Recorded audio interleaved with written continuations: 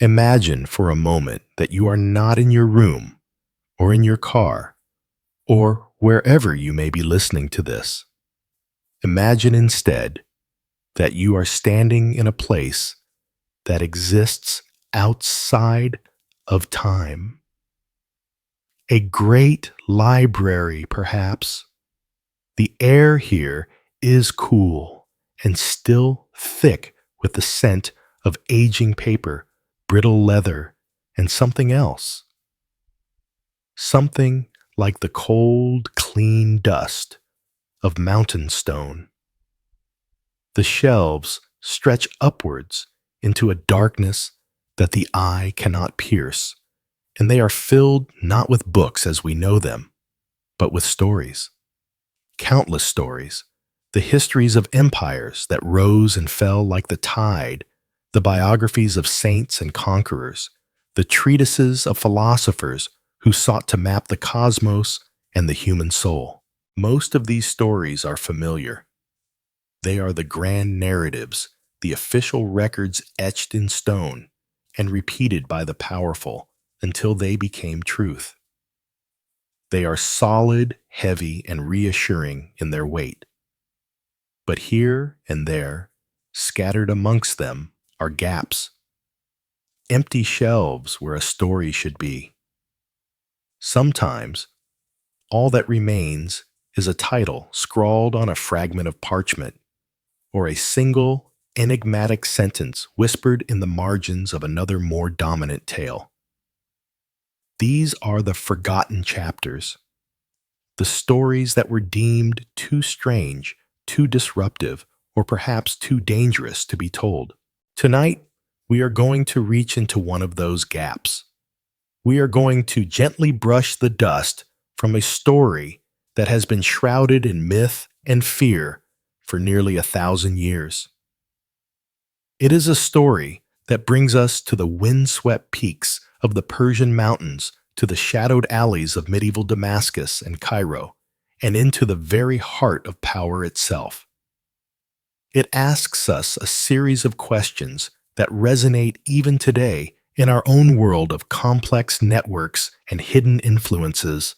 How does a small, isolated group, with no kingdom to its name and no grand army to command, manage to instill terror in the hearts of the most powerful rulers on earth? How can an idea, a philosophy, become a weapon more potent than a sword? Is true power held by those who sit on thrones commanding legions, or by those who move unseen in the shadows, capable of altering the course of history with a single, precise action? What happens when a secret society perfects the art of psychological warfare, turning the minds of their enemies into their primary battlefield? And perhaps the most unsettling question of all, when a story is told by the enemies of its subject, and then retold and romanticized for centuries, how do we begin to separate the phantom from the fact? How do we find the real men and women who lived and died for a cause buried beneath a mountain of legends about assassins, paradise gardens, and a mystical old man of the mountain? This is the task we set for ourselves in this space. We are not here to provide you with simple answers or to endorse grand conspiracy theories. The world is far too nuanced for that. Instead, this channel, this shared time, is a vessel for inquiry. We are collectors of forgotten chapters, explorers of alternative paths. Our mission is to piece together the fragments, to examine the anomalies of history that the mainstream narrative often smooths over. We will assemble the evidence, weigh the hypotheses, and consider the counter-arguments with equal respect. We will journey together, not as believers, but as thoughtful investigators, acknowledging that the most profound truths are often found not in the destination of a final answer, but in the patient, reflective journey of asking better questions. So, take a deep breath. Let the noise of the day fall away. Allow your mind to become quiet and receptive. We are about to open a chapter that has been sealed for centuries. The story of the Nizari Ismailis, known to a terrified Western world as the Order of Assassins. And in their story, we may just find a reflection of our own anxieties about power belief and the elusive nature of truth itself. The central anomaly. The core mystery that invites our inquiry is one of profound asymmetry. In the 12th and 13th centuries, a religious and political entity known as the Nizari Ismaili state, operating from a network of remote mountain fortresses like Alamut in Persia and Masyaf in Syria, wielded an influence utterly disproportionate to its size. They were a splinter group within a minority branch of Islam, besieged on all sides by the immense power of the Sunni Seljuk Empire, and later by the Crusader states and the Mongol hordes. By all conventional logic, they should have been a footnote swiftly crushed and forgotten. Yet they were not. Their agents, the Fidais, or self-sacrificers, carried out a series of audacious and highly public assassinations of powerful viziers, caliphs, generals, and crusader lords. They created a legend of an unstoppable, unseen force that could penetrate any defense and strike down any target. This reputation became their shield and their sword. The mainstream historical perspective, and it is a robust and well-supported one, explains this phenomenon through a lens of political and psychological strategy. This view posits that the Nizari Ismailis, under the brilliant leadership of figures like Hassan-i Sabbah, recognized their military inferiority. They could not win a conventional war. So they perfected a form of asymmetric warfare. Targeted assassination was not random terror. It was a calculated political tool used to eliminate specific military and political threats to destabilize their enemy's leadership and to deter larger-scale attacks on their communities.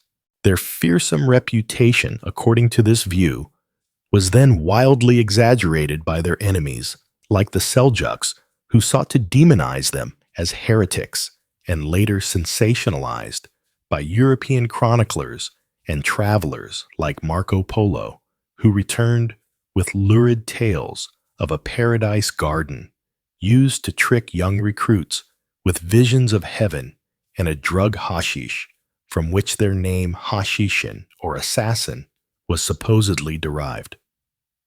The academic consensus is that these tales are largely fabrications, propaganda created to explain a power that was otherwise inexplicable to outsiders. In essence, the mainstream view sees the assassins not as a mystical death cult, but as pragmatic and resourceful survivors who mastered the art of political theater and fear. And this is a compelling logical explanation. It accounts for many of the facts. But does it account for all of them?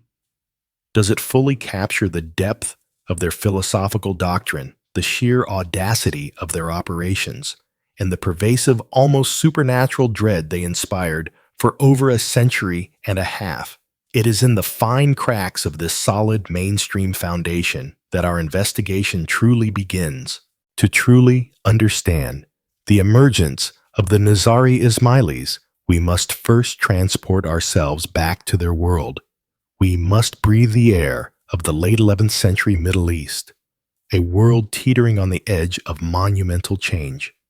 It is a landscape of fractured power and simmering ideological conflict, a far cry from the monolithic image of a unified Islamic world often portrayed.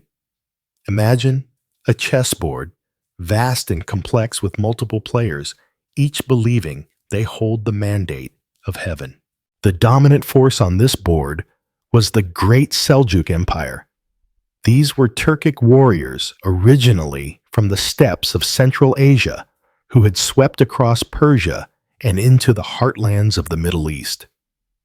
They were staunch Sunni Muslims, and they saw themselves as the restorers of orthodoxy, the protectors of the Abbasid Caliph in Baghdad. The Caliph himself had become a largely symbolic figure, a spiritual head whose temporal power was now wielded by the Seljuk Sultan. The Seljuk system was built on military might and a rigid state-sponsored religious doctrine.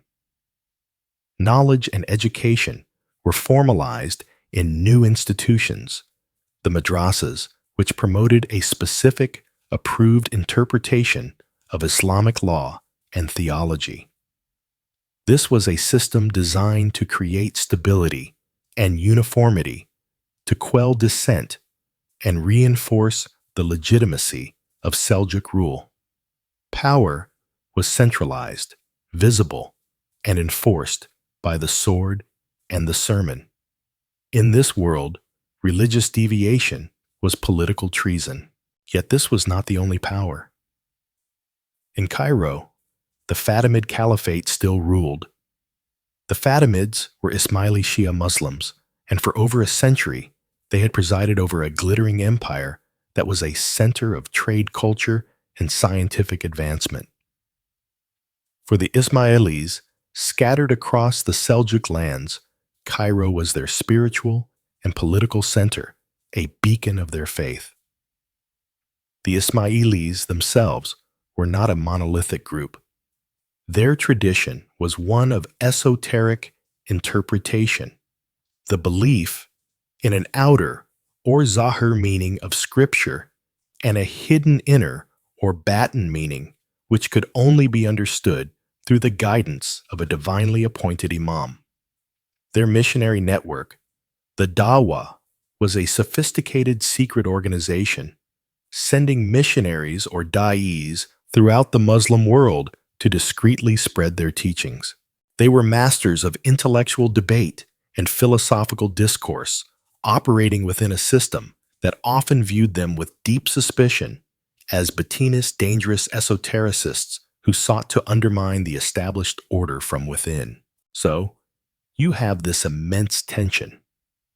The powerful militaristic Sunni Seljuk Empire striving for uniformity and the intellectually sophisticated esoteric Ismaili faith with its heart in Fatimid Cairo, working through a network of secret missionaries. It was a cold war of ideology waged in mosques' marketplaces and the private study rooms of scholars. The control of knowledge was paramount. To control the interpretation of the sacred texts was to control the path to salvation and, by extension, the loyalty of the masses. The Seljuks sought to do this through public institutions and state power.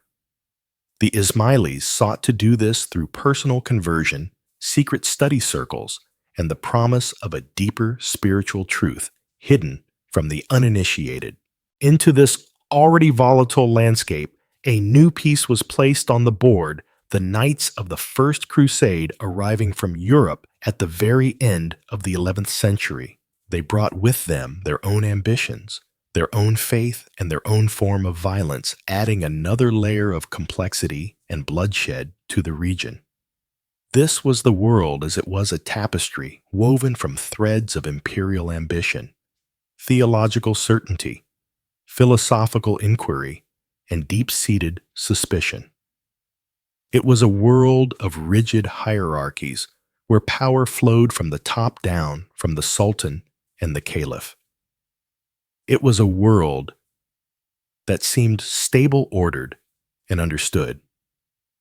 It was a world that was utterly unprepared for a man named Hassan-i Sabbah and the revolution he was about to unleash from a remote castle in the mountains of Persia. Every system, no matter how powerful or rigid, has its vulnerabilities.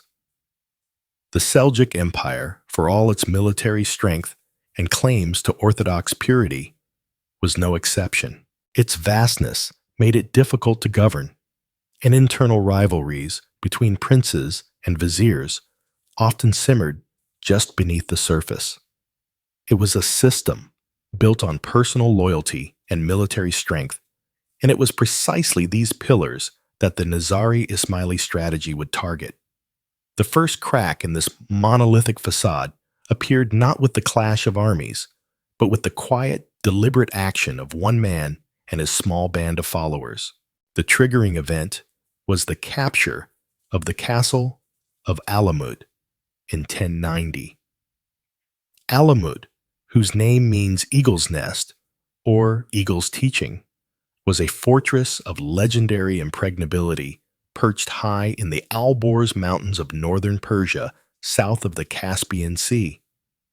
It controlled a secluded and fertile valley, accessible only by a single treacherous path. This was not a castle one could simply march an army up to and besiege.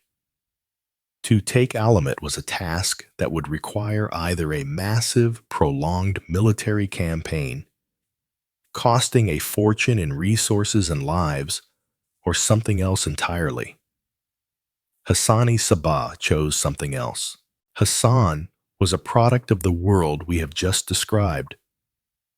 A brilliant and charismatic Ismaili da'i, or missionary from Persia. He was a man of profound intellect, deep faith, and strategic genius.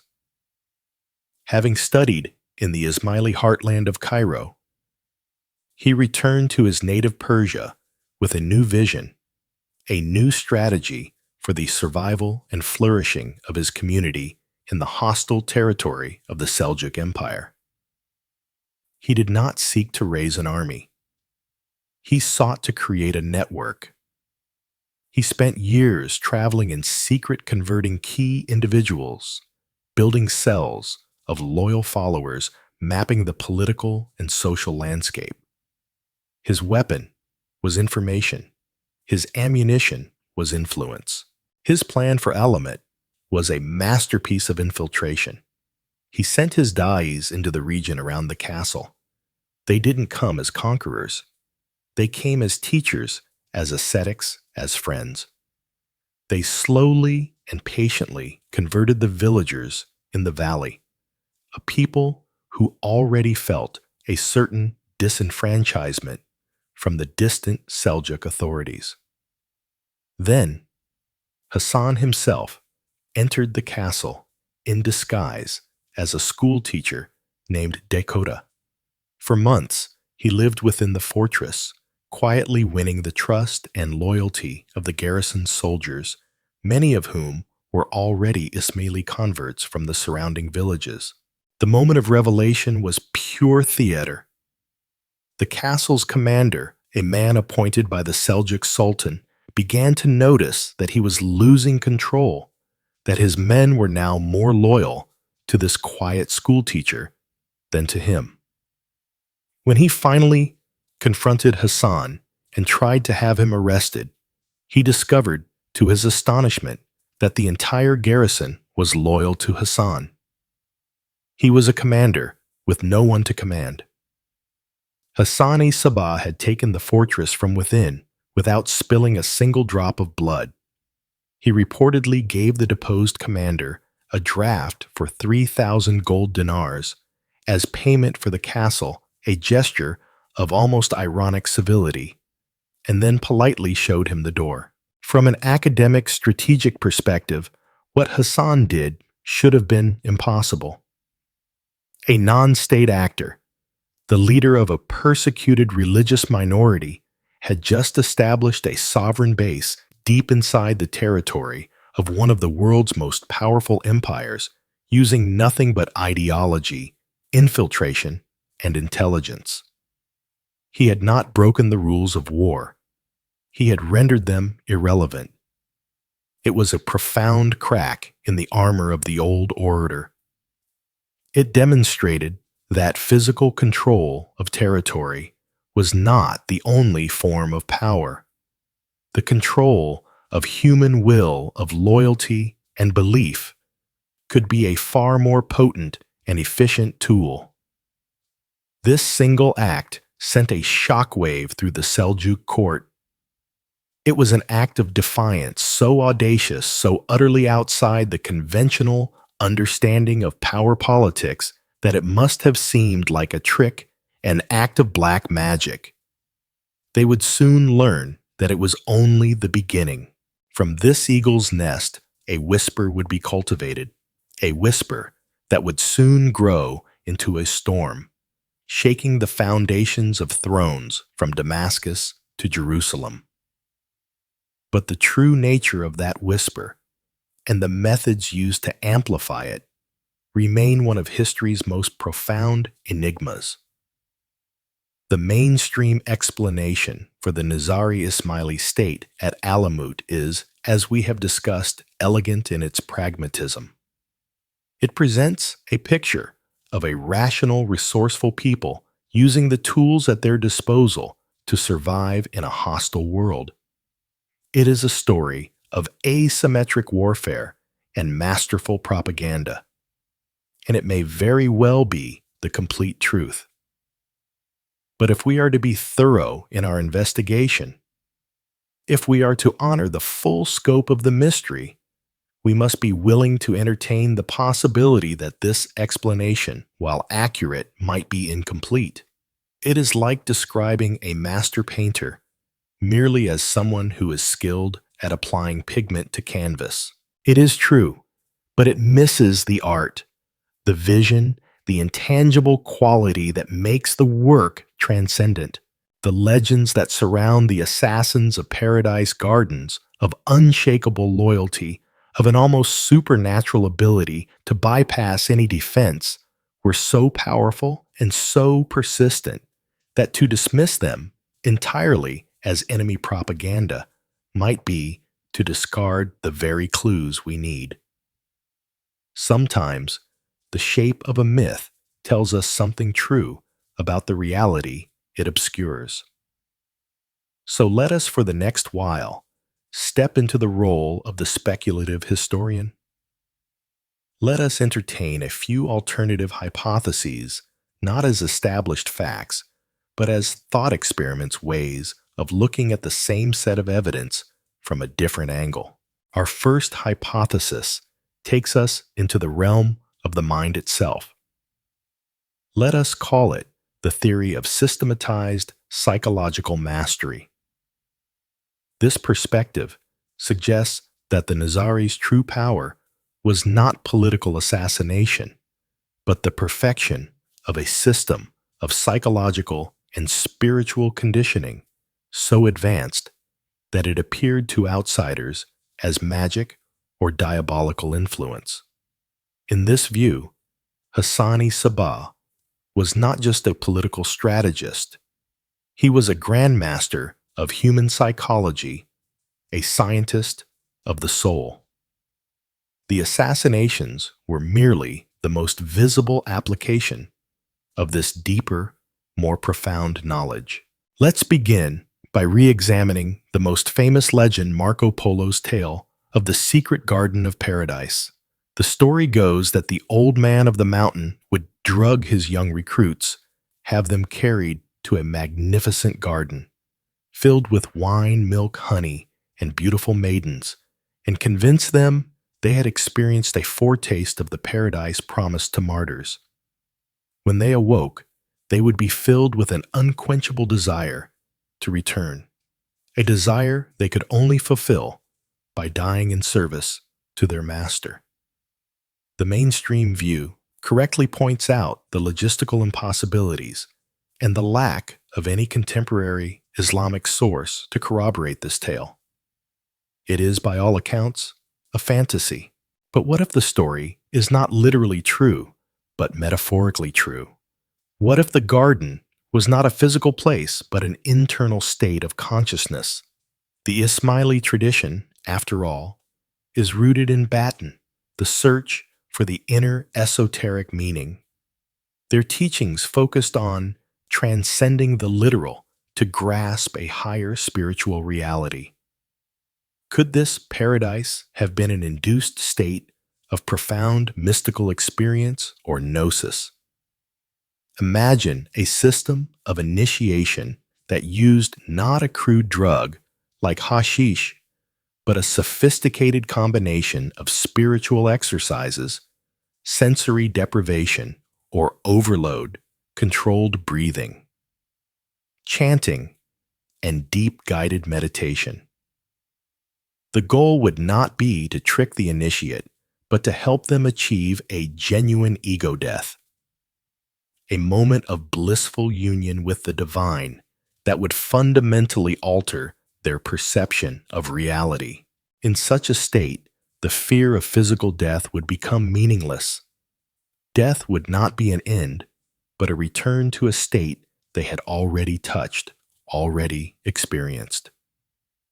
This would explain the unwavering loyalty and tranquility of the Fida'is far more deeply than mere fanaticism. A fanatic is driven by rage, by hatred, by an idea of a reward they hope to get. But an individual who has undergone such a profound psychological transformation is not driven by hope or fear. They are acting from a place of serene certainty. They have, in a sense, already conquered death within their own minds. This reframes the Fida'i from a brainwashed zealot into something far more formidable, a highly disciplined agent who has achieved complete mastery over their own survival instinct. They could spend months or even years in a target city learning the language, the customs, the layout of the palace, all with a placid patience that would be impossible for someone consumed by fanatical rage. Their calm was their camouflage. This hypothesis also illuminates the theatrical nature of their operations. The assassinations were rarely committed in secret. They were public spectacles, performed in crowded mosques on holy days or in the very heart of a sultan's court. The Fida'i often made no attempt to escape knowing they would be killed on the spot. This was not a failure. It was part of the design. Each assassination was a piece of psychological theater, a carefully crafted message. The killing of the powerful Seljuk vizier Nizam al-Mulk in 1092 is a prime example. He was the architect of the Seljuk state, the founder of the orthodox madrasas that sought to stamp out Ismaili thought. His assassination by a Fida'i disguised as a Sufi mystic was not just the removal of a political enemy. It was a symbolic statement broadcast to the entire empire. Your most powerful man, the very pillar of your system, is not safe. Your intellectual architecture cannot protect you. Our knowledge, our reach is superior to yours. The true target was not the man himself, but the minds of all the other viziers, generals, and princes who heard the story. It planted a seed of doubt, a virus of fear that no army could eradicate. It whispered, "We could be anywhere. We could be anyone." And where would this advanced knowledge of the human mind be stored, developed, and taught? This leads us to the legendary library of Alamut. When the Mongols finally breached the fortress in 1256, they allowed their court historian, Atta Malik Juvayni, to inspect the library before they put the entire castle to the torch. Juvayni, a devout Sunni, writes that he saved the choice books, including the Quran and other valuable scientific treatises, but burned the heretical Ismaili works. What was in those books? What knowledge was deemed so dangerous that it had to be utterly annihilated?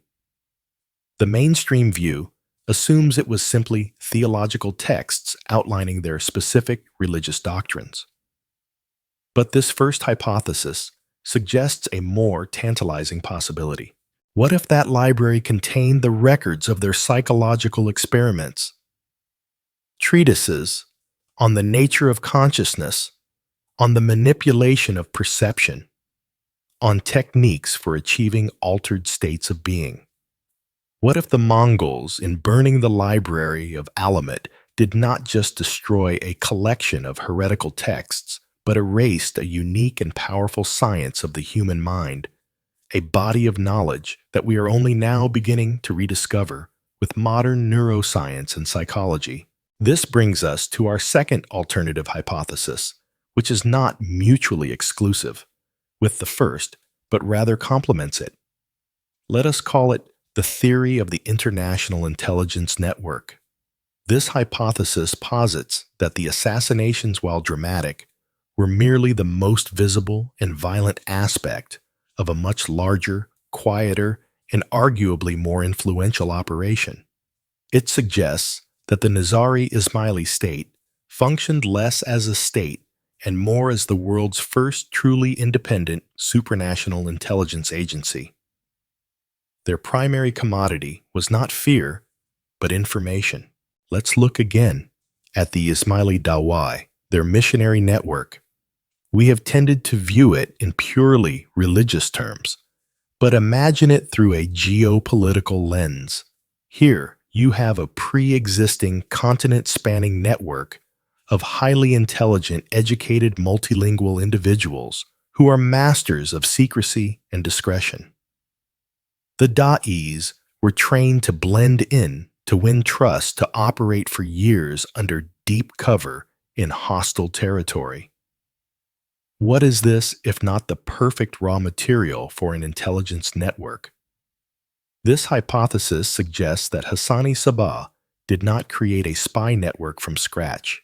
He repurposed an existing religious one, turning every missionary into a potential intelligence asset. These agents, scattered from Syria to Central Asia, would not only be spreading their faith, they would be observing, listening in the marketplaces, in the courts of princes, in the caravanserais along the Silk Road. They would be gathering information on political rivalries, on military movements, on economic weaknesses, on the personal secrets and vices of the powerful. This information would be relayed back to the central command at Alamut, where it would be analyzed and stored. Alamut, in this view, becomes less a fortress and more a central data processing hub. Its legendary library was not just for esoteric philosophy, but was a vast repository of actionable intelligence on every major power in their world. This grants them a completely different kind of power leverage. A prince who is planning a rebellion against his brother, the Sultan, might find himself visited by a quiet emissary from the mountains. This emissary doesn't make a threat. He simply demonstrates through a few carefully chosen words that he knows the prince's entire plan, and perhaps a few other secrets the prince would rather keep hidden. The emissary then offers a choice. The Nizaris can either expose him or they can help him. They can provide him with information on his brother's weaknesses, or even for the right price, remove a key general who stands in his way. Suddenly, the Nizaras are not just a disruptive force. They are kingmakers, the invisible hand guiding the political turmoil of the age to their advantage. This hypothesis helps explain some of the more puzzling aspects of their history, such as their longevity and their strange, shifting alliances. How did such a small state survive for 166 years, surrounded by enemies who had sworn to destroy them? Perhaps because at any given time, they were secretly more useful than they were threatening to certain powerful factions. They may have had an unofficial non-aggression pact with one Seljuk prince in exchange for intelligence on another. Consider their documented interactions with the Crusader states, specifically the military orders like the Knights Templar and the Hospitallers. Mainstream history views their relationships as pragmatic and often hostile. But both the Nizaris and the Templars were secretive hierarchical international organizations that operated beyond the conventional authority of kings and caliphs. They were both minorities in a hostile land. Is it so implausible to suggest their leaders might have had a deeper, more professional understanding? The chronicler, William of Tyre, reports a Nizari embassy offering to convert to Christianity in exchange for an alliance, an offer scuttled by the Templars' murder of the envoy. The official story is one of religious animosity. But what if the motive was different? What if the Templars, as a rival intelligence and financial power, could not permit the Nizari network to be formally integrated with the Crusader kingdoms, their primary rivals? What if the murder of the envoy was less an act of piety and more an act of corporate espionage, eliminating a potential merger? This hypothesis even offers a new perspective on their end. The Mongol onslaught under Hulagu Khan was notoriously brutal, but also strategic. They were masters of incorporating conquered peoples and technologies. Yet they showed the Nizaris no such quarter. They besieged every single one of their castles, patiently, relentlessly, and utterly demolished them, slaughtering their inhabitants and burning their libraries. Why this special methodical effort to achieve total annihilation? If the Nizaris were just another small mountain kingdom, they could have been subjugated. But if they were the headquarters of a rival continental intelligence network, an ideological virus that operated on principles of secrecy and decentralized loyalty principles, antithetical to the Mongols' own system of absolute visible power, then they could not be subjugated. They had to be erased. The Mongol conquest of Alamut in this light was not just a military victory. It was a counterintelligence operation on a staggering scale designed to wipe a competing system of knowledge and power from the face of the earth. These two hypotheses of a perfected psychological science and a global intelligence network paint a picture of the Nizari Ismailis that is far more complex and formidable than the standard caricature of a cult of drug-crazed assassins. They suggest an organization of profound intellectual depth, strategic brilliance, and a kind of power that transcends the mere spilling of blood. They suggest that the true secret of the assassins was not a garden of earthly delights, but the understanding that the greatest fortress is the human mind and the most valuable treasure is knowledge. These possibilities, while lacking the definitive proof that would make them historical fact, resonate with the sheer scale of the legend. The Nizaris created a legend that has haunted the corridors of power for 1,000 years. The narratives we have just explored are deeply compelling. They weave the scattered enigmatic threads of the Nizari story into a tapestry of profound sophistication and hidden power.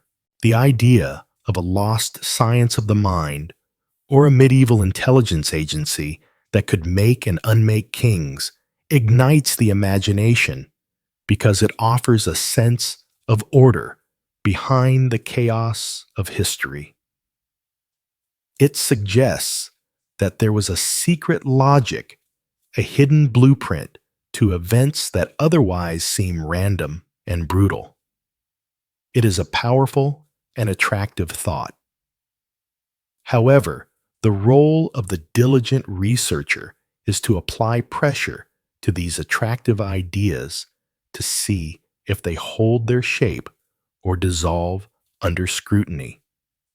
And from the perspective of mainstream historical scholarship, these hypotheses, while fascinating, face a series of significant and well-founded challenges. Let us first address the hypothesis of systematized psychological mastery. The reinterpretation of Marco Polo's Paradise Garden as a metaphor for an induced mystical state is intellectually elegant. It transforms a crude lie into a sophisticated psychological technique. The primary obstacle to this theory, however, is a profound lack of evidence. It is an argument made from silence. We have a body of surviving Ismaili literature, particularly from the Alamut period. These texts are theologically dense, philosophically rich, and deeply concerned with esoteric interpretation or ta'wil. They speak of the journey of the soul towards divine truth and the recognition of the true Imam. What they do not contain, however, are manuals for psychological conditioning descriptions of techniques for inducing gnosis for martial purposes, or anything that would substantiate a science of the soul in the way this hypothesis suggests. Historians would argue that the principle of Occam's razor applies here. The simplest explanation is often the most likely. The simpler explanation is that the story of the Paradise Garden is exactly what it appears to be: hostile propaganda. Throughout history, it has been a common tactic to dehumanize an enemy group by accusing them of deviant practices, particularly those involving deception, hedonism, and substance abuse. The Romans made similar claims about the secret rites of early Christians. European society held similar dark fantasies about the practices of Jews and various heretical sects. These stories serve a clear political purpose. They define the enemy as morally bankrupt and fundamentally other, justifying their persecution. The tale of the Assassin's Garden fits this pattern perfectly. It was a fantastic story told by their enemies, the Seljuks and Crusaders, and later embellished by a Venetian merchant known for his tall tales. To build a complex theory of advanced psychology upon such a dubious foundation is for most historians a speculative leap too far. The same critical lens must be applied to the idea of the Fidira'i as a kind of psychologically engineered superagent who has transcended the fear of death. While their discipline and courage are undeniable, we do not need to invent a lost science to understand it. History sadly is filled with examples of individuals and groups willing to sacrifice their lives for a cause. This phenomenon, which we might call martyrdom complex or extreme ideological devotion, arises from a powerful confluence of factors that are very well understood.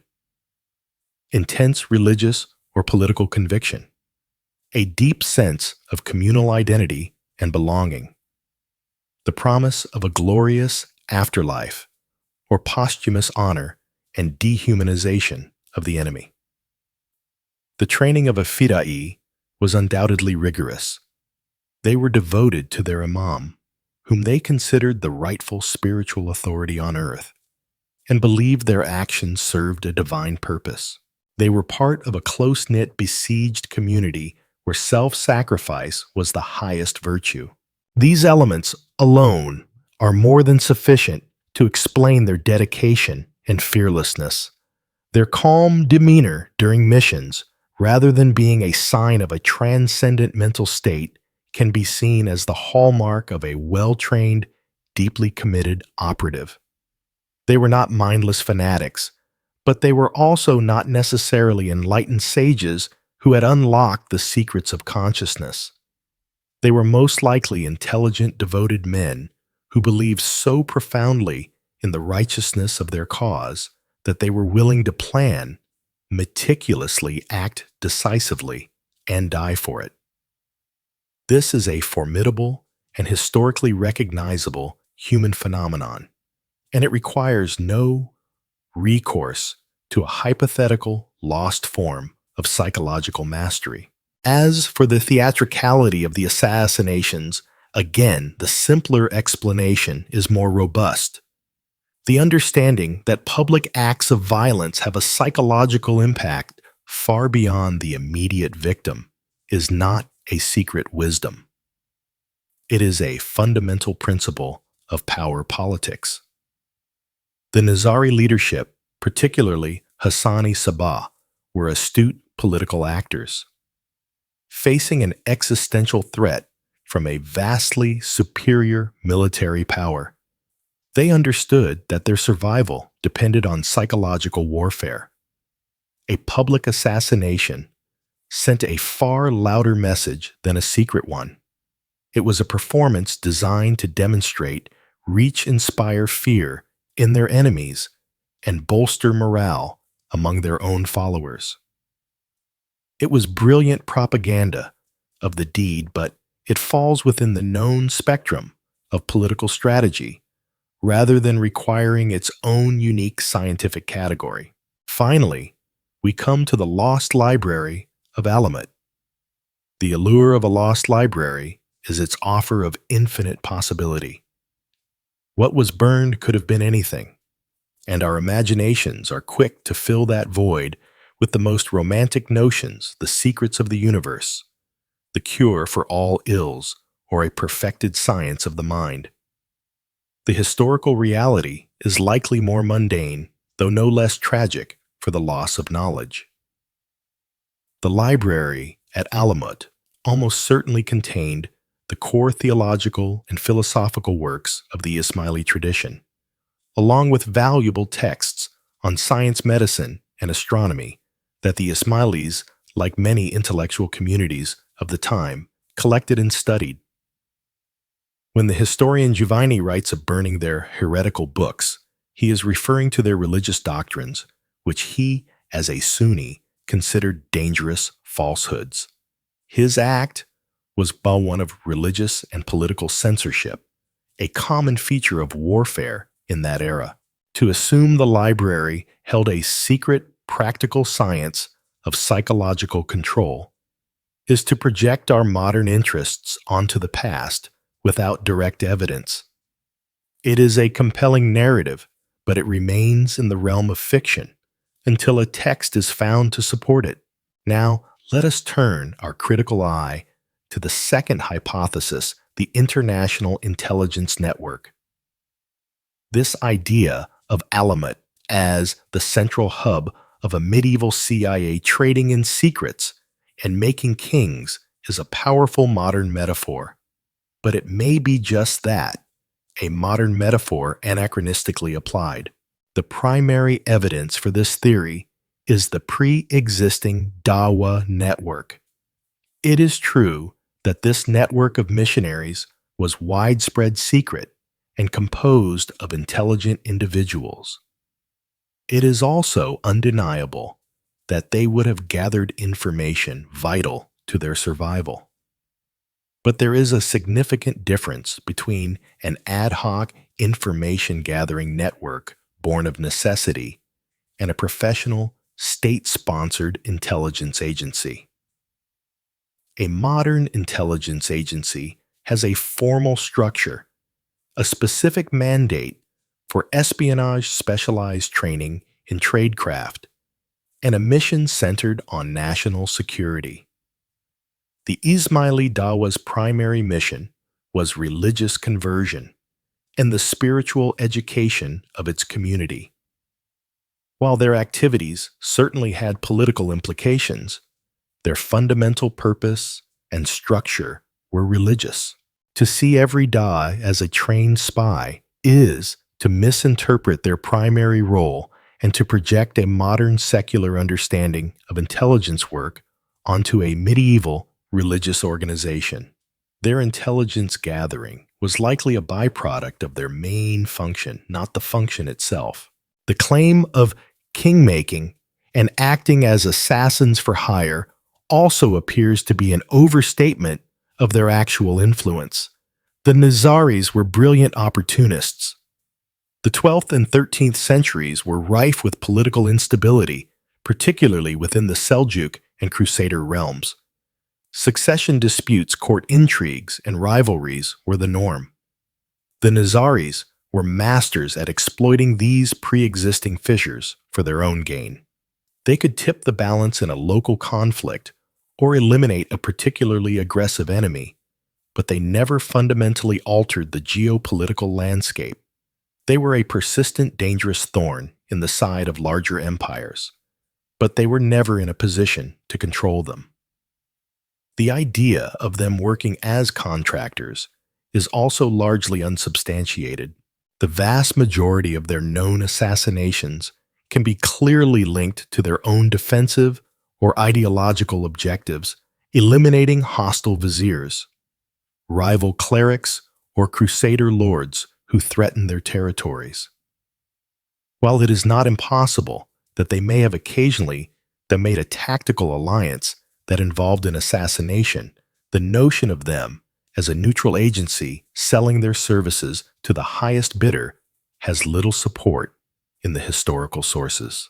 The supposed deep connection with the Knights Templar is another area where romantic legend often outpaces historical fact.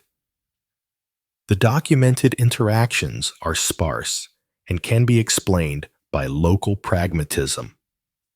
In the complex political patchwork of Syria, alliances were fluid.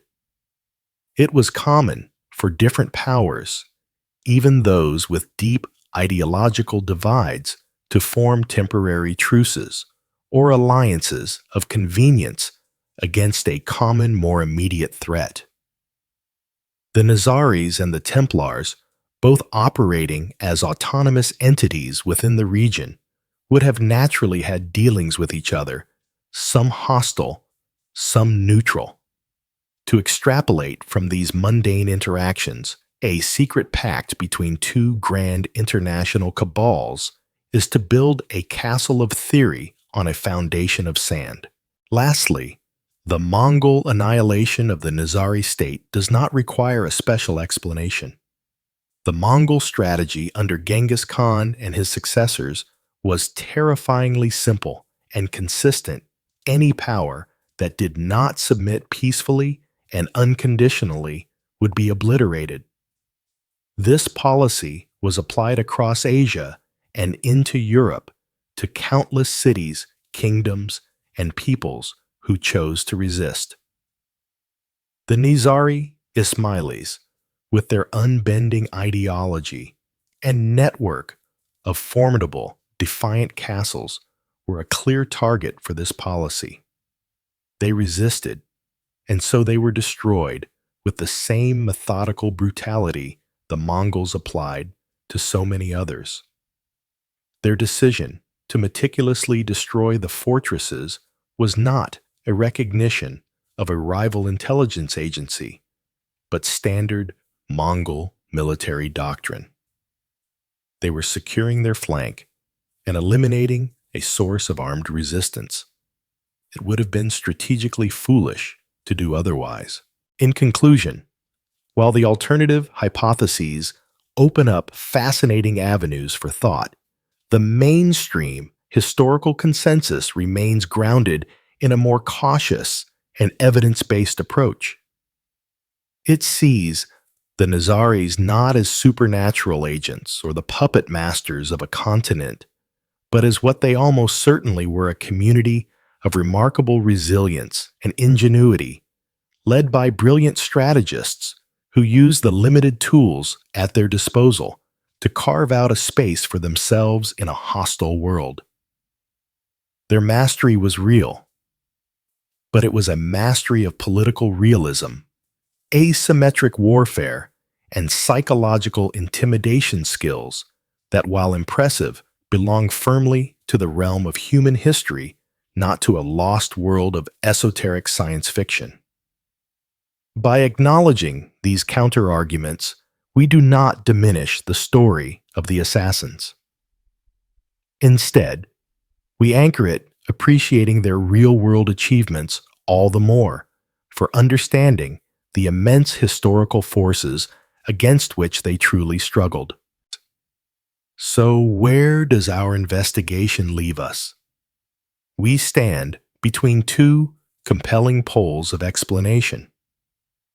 On one side, we have the romantic and formidable image of the assassins as masters of a lost psychological science, as the invisible hand guiding the politics of an entire continent.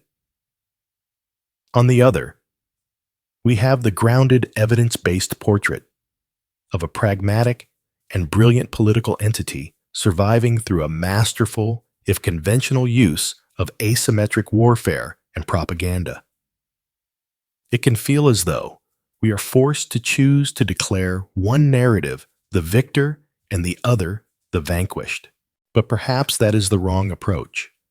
Perhaps the most truthful understanding lies not in choosing a side, but in recognizing that the very existence of this debate is the core of the story. The truth may not be a point on a line between these two poles, but an entirely different shape. Let us consider this. Even if we fully accept the mainstream historical view, we are still left with an organization that performed its function at a level of excellence that borders on the unbelievable. Their discipline was extraordinary. Their psychological warfare was devastatingly effective. Their ability to inspire loyalty was absolute. The mainstream view tells us what they did, but it doesn't fully dissipate the awe of how well they did it. The alternative hypotheses then become valuable not as literal truths, but as allegories for this extraordinary level of proficiency.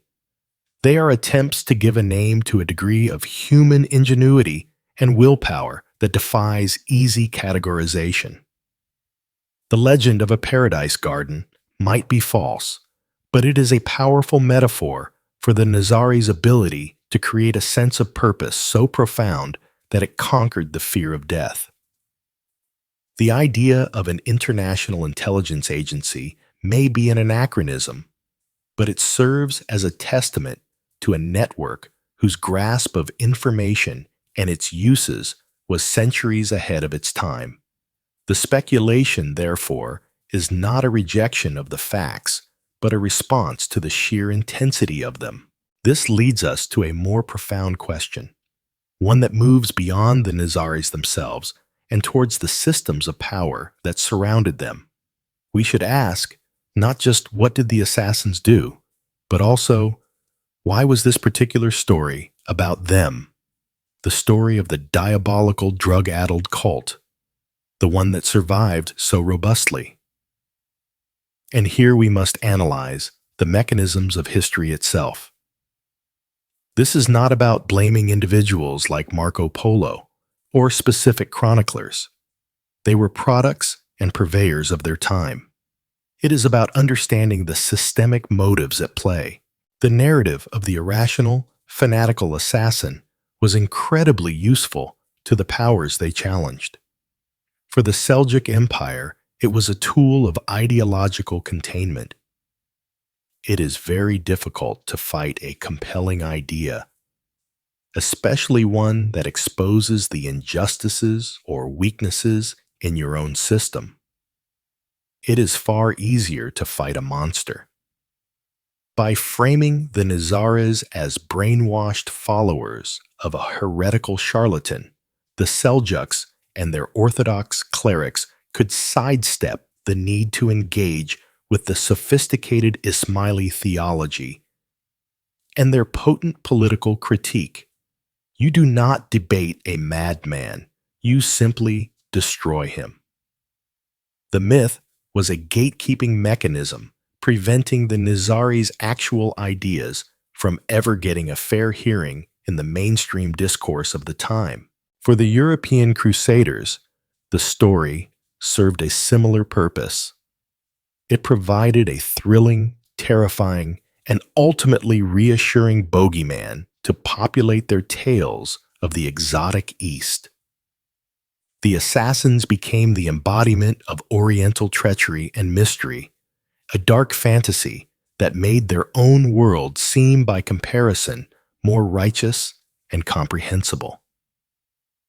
The myth confirmed their prejudices and made for a much better story to tell back home than the complex and often mundane reality of the political situation in the Holy Land. The most effective gatekeeping mechanism of all, of course, was the one enacted by the Mongols, the systematic destruction of the Nizari's own voice. In burning the library of Alamut Hulagu Khan's forces did more than just demolish a building. They performed a kind of narrative assassination. They ensured that for centuries to come, the story of the Nizari Ismailis would be told almost exclusively by their enemies. This is the ultimate act of historical power, not just to defeat your opponent on the battlefield, but to erase their ability to tell their own story, leaving you as the sole author of their memory.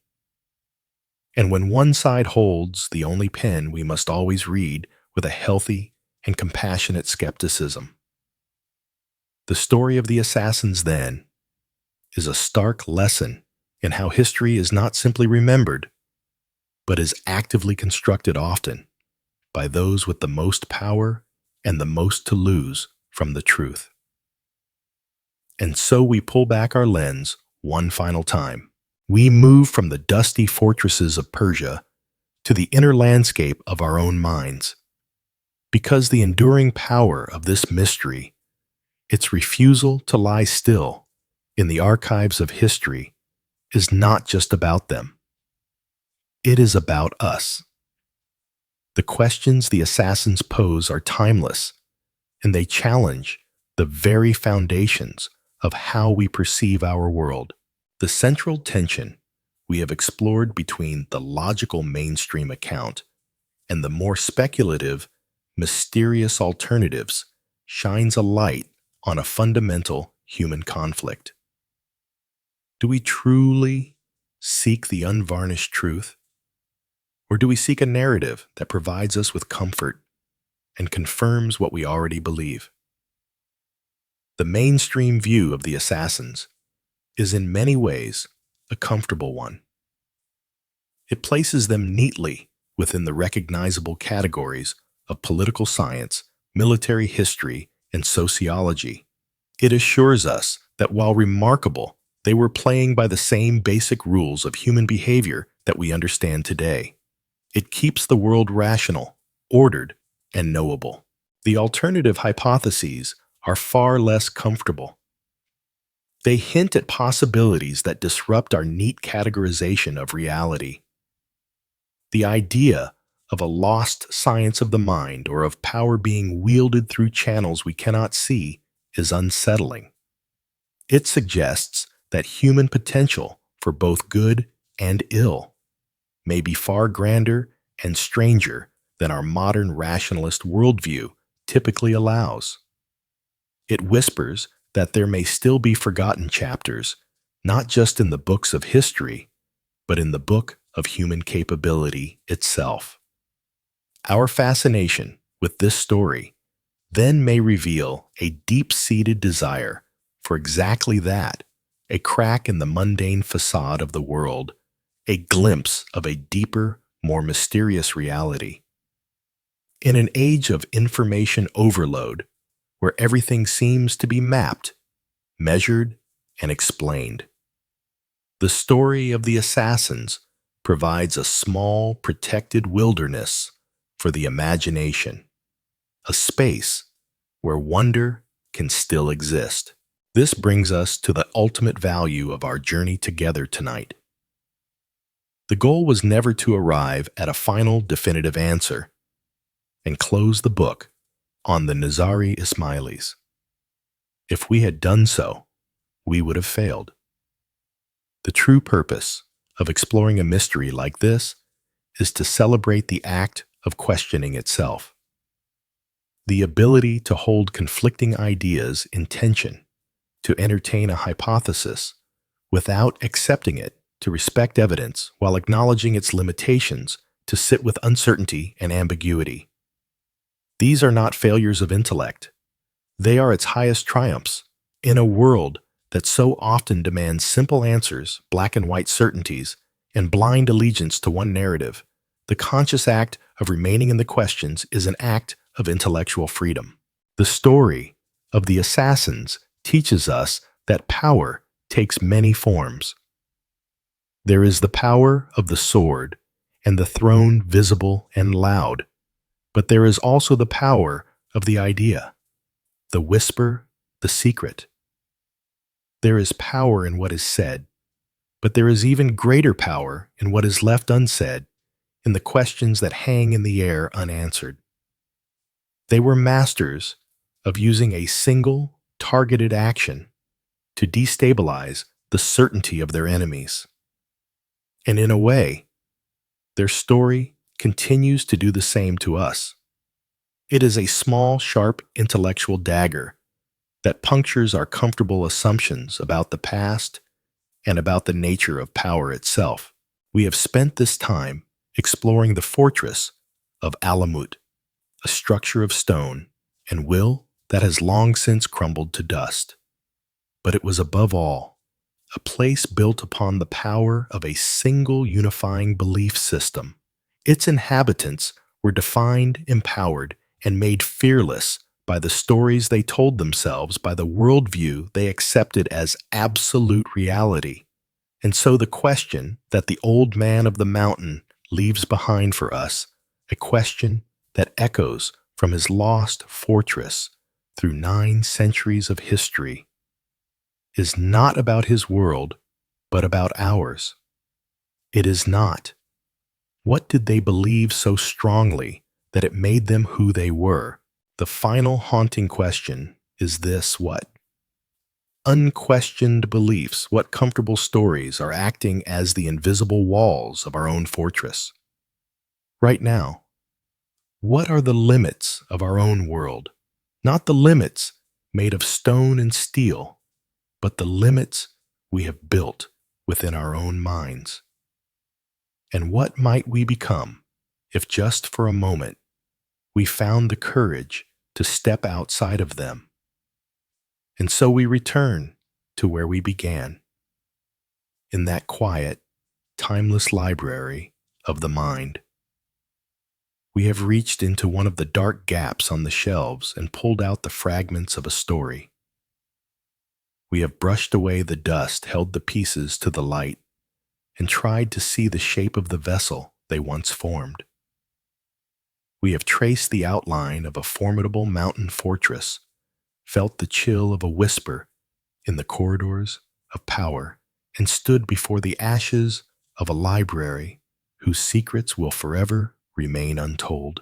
The story of the Nizari Ismailis, the so-called assassins, is not a simple tale of good versus evil, of heroes and villains.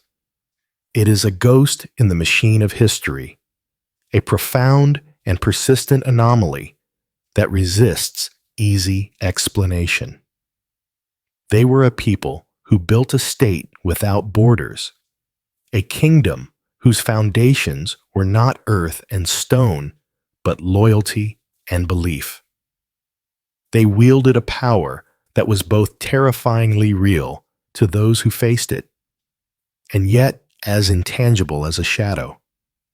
Their ultimate defeat was as total as their influence was pervasive, leaving behind a legacy that is part historical fact, part enemy propaganda, and part enduring myth. Their story lingers with us because it remains fundamentally unresolved. It is a puzzle with missing pieces, and we are left to wonder if those pieces were merely lost to time or if they were deliberately removed. The whisper from Alamut has not faded over the centuries. It has simply changed its nature.